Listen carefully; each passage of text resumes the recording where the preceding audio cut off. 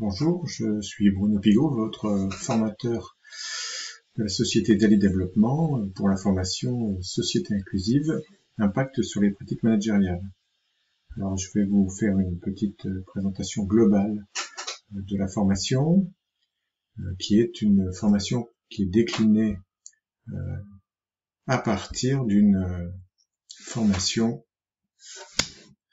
de l'OPCO Santé 44 depuis 2 ans maintenant, et que l'ADAPI développe en intra sur les bases de celle de l'OPCO. Donc vous avez donc la même formation que vos collègues qui ont cette formation en inter-établissement. Alors l'inclusion est un sujet majeur de respect des personnes. Vous allez le voir dans la première capsule en ligne qui est issue des travaux et des luttes des minorités dans les années 70 et qui aboutit de nos jours à cette politique inclusive. Elle est déclinée dans tous les pays signataires de la Convention de l'ONU de 2006, dont la France, et qui la décline avec un certain retard, puisque en 2019, nous nous sommes fait un peu chahuter par un rapport de l'ONU suite à un audit. Vous le verrez également dans la première capsule en ligne. Alors, cette formation, elle se décline en France au travers de politiques nationales de santé et d'accompagnement, du handicap, et qui s'appuient toutes sur une finalité inclusive.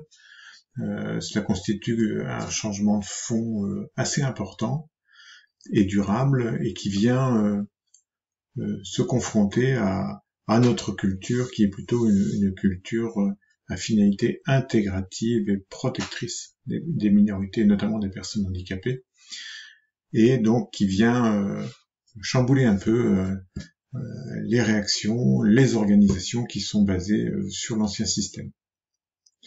Alors toutes les associations que nous accompagnons sur cette thématique sont relativement déboussolées par les effets d'une logique inclusive, puisqu'en fait c'est un sujet assez subversif. C'est un terme que j'emploierai avec vous plusieurs fois, notamment lorsqu'on travaille ensemble 2 journées à l'ESAT. Donc cette confrontation, ce changement de paradigme, comme on dit régulièrement, entre des pratiques intégratives vers des pratiques inclusives, génère un certain nombre de réflexes et de résistances assez massives. Donc aussi quelques florilèges et dans lesquels vous allez peut-être même vous reconnaître vous, et que nous essaierons de travailler ensemble. J'ai pas besoin de formation, on fait de l'inclusion depuis longtemps, donc sous-entendu c'est pas la peine de réinventer l'eau chaude. Cette formation, c'est une formation de management, encore une formation de plus. Et effectivement, vous allez le voir, c'est une formation au management, mais qui va nécessiter pour vous, dès maintenant et dans les mois, les années qui viennent, un changement de posture, mais pour vous, comme pour toutes les strates de votre organisation. Je n'apprends rien, alors ça c'est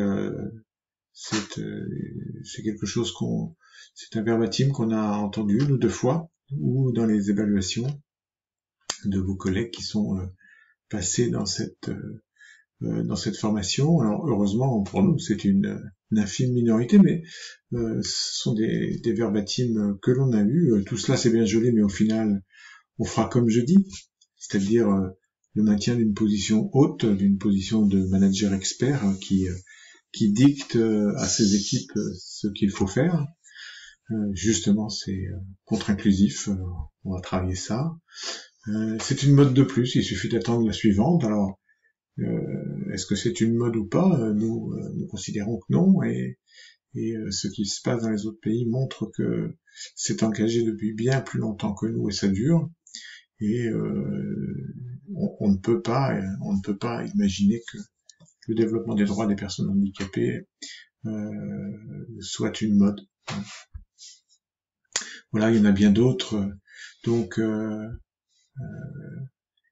c'est un sujet qui est, comme je disais, subversif pour les organisations et qui touche l'ensemble des professionnels.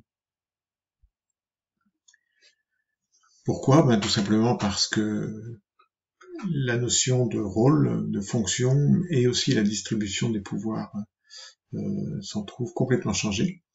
Ça ne veut pas dire qu'il n'y a plus besoin de hiérarchie, mais son rôle évolue. Ça ne veut pas dire qu'il n'y a plus de pouvoir, mais les pouvoirs ne sont plus exercés de la même manière, et il y a une sorte de redistribution des cartes. Et on travaillera avec vous, comme on a travaillé avec vos équipes opérationnelles, le changement de posture professionnelle pour pouvoir être dans une démarche inclusive. Et en fait, vous verrez qu'on peu à peu, les résistances cèdent. Mais ce qui nous paraît important, c'est que c'est un travail de longue haleine et que la plupart des associations qui engagent un projet de nature, notamment un projet associatif de nature inclusive, s'illusionnent en le calant ou en le déterminant sur la base d'un projet classique de type projet d'établissement. C'est un projet qui génère des pratiques d'accompagnement, d'innovation, plutôt proches des organisations apprenantes ou des entreprises libérées que des entreprises classiques pyramidales. Donc vous allez avoir un e-learning pour anticiper cette formation de 2 jours présentielle. Vous avez 4 thèmes de travail sous forme de vidéos et de sondages.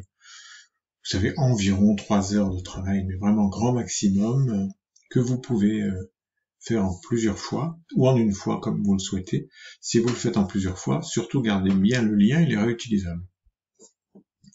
Vos contributions sont reprises et formalisées juste avant la session présentielle. C'est pour cela que je récupérerai le fruit de vos travaux et de vos sondages 3 jours avant la formation présentielle. Je vous souhaite un bon visionnage et je vous dis à bientôt.